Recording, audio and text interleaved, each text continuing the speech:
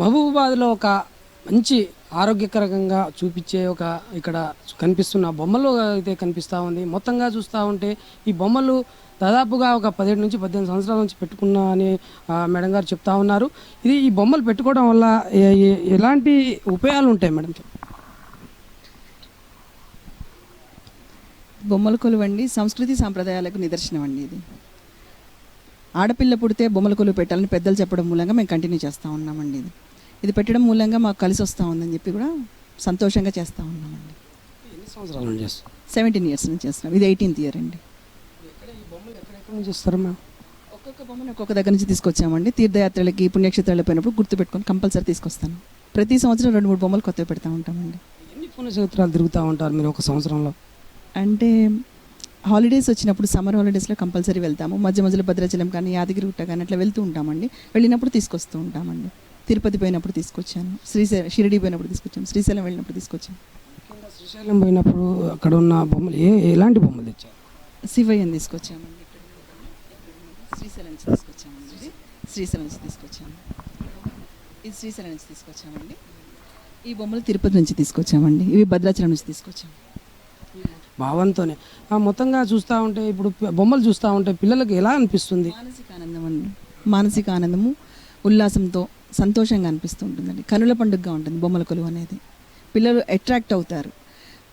మొదటి రోజు భోగి అని చేస్తాం కదా, భోగి పళ్ళు పోస్తాం. భోగి పళ్ళు పోసినప్పుడు పిల్లలంతా వచ్చి అట్రాక్ట్ బొమ్మలనే చూస్తూ ఉంటారు. ఇక్కడ ఉన్న చుట్టుపక్కల ఉన్న ప్రజలు కావచ్చు, ఇక్కడ ఉన్న మీ కాలనీ వాసులు కావచ్చు వచ్చి బొమ్మలు చూస్తూ ఉంటారా? చూస్తారండి. నిన్న వచ్చారు, పేరెంటం చేసాము. నిన్న పేరెంటం చేసాము, వచ్చారు. మళ్ళీ వాళ్ళ సాయంత్రం పేరెంటం ఉంటుంది. సంక్రాంతి రోజు పేరెంటం ఉంటుంది. వచ్చిన వాళ్ళందరూ ముత్తైదులకి వాయినాలు ఇస్తాము. పండ్లు, తర్వాత రేగిపళ్ళు, పాలకాయలు, నోము గిన్నెలతోటి వాయినాలు ఇస్తామండి. చిన్న విషయము, పిల్లలు ఇప్పుడు మామూలుగా పెళ్ళైన తర్వాత ఒక 10 నుంచి 12 సంవత్సరాల వరకు పిల్లలు కాని వాళ్ళు ఉన్నారు. కనీసం ఈ బొమ్మలు చూసి అట్రాక్షన్ చూసి అయినా పిల్లలు కానీ అవకాశం కాన్పులోకి అయినా ఏమైనా యూజ్ అవుతుంట? అవునండి, యూజ్ అవుతుందండి. యూజ్ అవుతుంది. మా తోటి కోడలు వాళ్ళకు అందిందండి. పిల్లలకి భోగిపళ్ళు పోసాం కదా, ఆ భోగిపళ్ళు పోయడం వల్ల మా చెల్లెలు తోటి కోడలికి కాన్పు అందిందండి. ఏంటంటే ఇవి ఒక రకమైన మానసిక ఆనందాన్ని, మన పిల్లలు ఉంటే మనం కూడా భోగిపళ్ళు పోస్తాము, మనం కూడా సంక్రాంతి రోజున ఉంచుకుంటాము. ఇట్లాంటి ఆనందం ఆడవాళ్ళలో ఇన్హరెంట్గా వచ్చేస్తుంది. దాని మూలంగా వాళ్ళు కూడా అట్రాక్ట్ అయ్యి వాళ్ళు సంతోషంగా ఉండి ఈ రకంగా నెరవేర్చుకోవాలని ఆ అభిలాషతోటి కంటిన్యూ చేస్తారండి. 17 సంవత్సరాల నుంచి ఈ బొమ్మల కొలువు చేసుకుంటున్నారు. మీకు ఇక ఆత్మరూపంలో భగవంతుడు ఏమైనా కనిపెడతారమ్మా? కనిపిస్తారండి. నేనైతే అది అతిశయోక్తి కాదు, నాకు తెలిసినంత వరకు నేనైతే సంతోషంగా ఉంటున్నానండి. భగవంతుడు అనేవాడు నాకు తోడున్నాడనే ఆనందం కలుగుతూ ఉంది. ఏది యద్భావం తద్భవతి. మనం ఎట్లా ఆలోచిస్తే అట్లా కనిపిస్తాడు భగవంతుడు. భగవదేచ్ఛ ఎట్లా ఉంటుంది?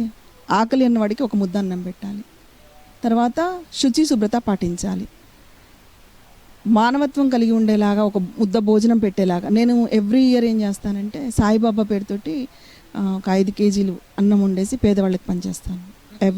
ప్రతి సంవత్సరం పనిచేస్తాను.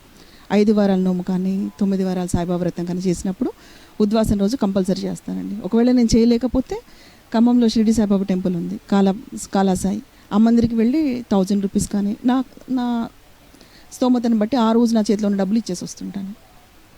మళ్ళీ ఈ సంవత్సరం 27th నాడు అనుకుంటున్నామండి, జనవరి 27కి చేద్దామని ఆలోచన.